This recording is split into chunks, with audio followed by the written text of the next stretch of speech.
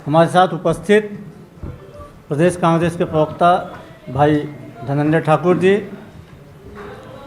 प्रदेश कांग्रेस के प्रवक्ता भाई सुरेंद्र वर्मा जी, प्रदेश कांग्रेस के सचिव प्रोटोकॉल भाई अजय साहू जी, प्रदेश कांग्रेस के मीडिया समन्वयक भाई प्रकाश मणि वैष्णव जी, प्रदेश कांग्रेस के मीडिया समन्वयक भाई अजय गंगवानी जी, भाई ऋषभ चंद्राकर जी, उपस्थित पत्रकार साथियों, मित्रों, आज नतीजों का दिन है। आज देश भर में जहां उपचुनाव हुए, दो महत्वपूर्ण राज्यों के चुनाव परिणाम आए, मैं आप सबको यहां पे विशेष तौर पे जो छत्तीसगढ़ में हमारे उपचुनाव हुआ उसके संदर्भ में बात करने के लिए यहां बुलाया हूं। भानु प्रतापपुर उपचुनाव कांग्रेस पार्टी ने ऐतिहासिक मतों से जीता है।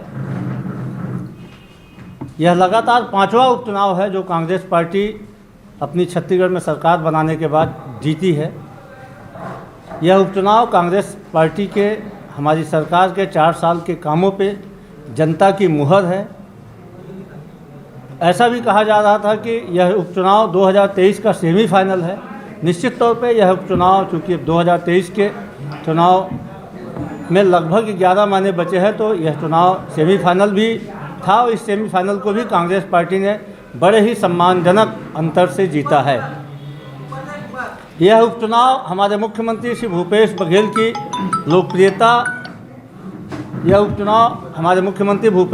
लोकप्रियता, उनकी जनकल्याणकारी योजनाओं पे जनता की मुहर है।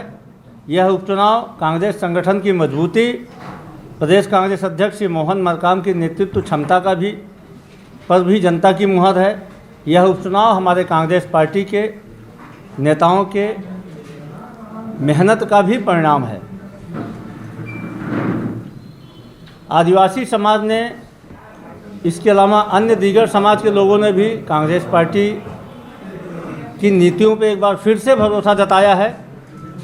भानु प्रतापपुर का उपचुनाव एक मायने में और भी अलग है कि यह उपचुनाव बुराई पर अच्छाई की जीत है।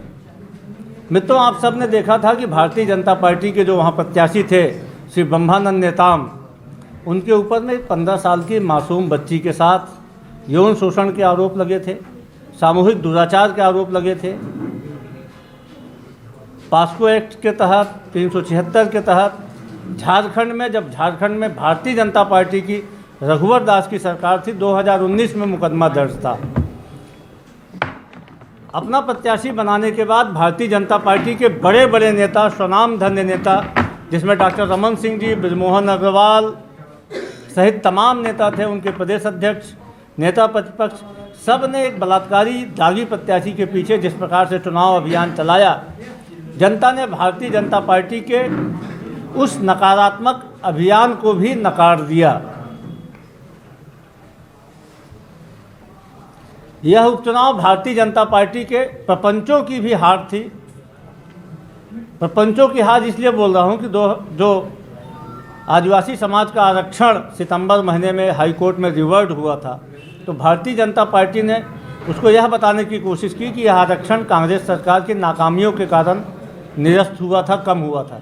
जबकि हकीकत यह थी कि यदि तत्कालीन रमन सरकार सिर्फ 2 काम की होती, ननकी राम कंवर की कमेटी और CS की कमेटी की फाइंडिंग को यदि सही समय पे कोर्ट के समक्ष प्रस्तुत किया होता, तो संभवतः हाई कोर्ट में 58% का आरक्षण 50% पे नहीं गया होता।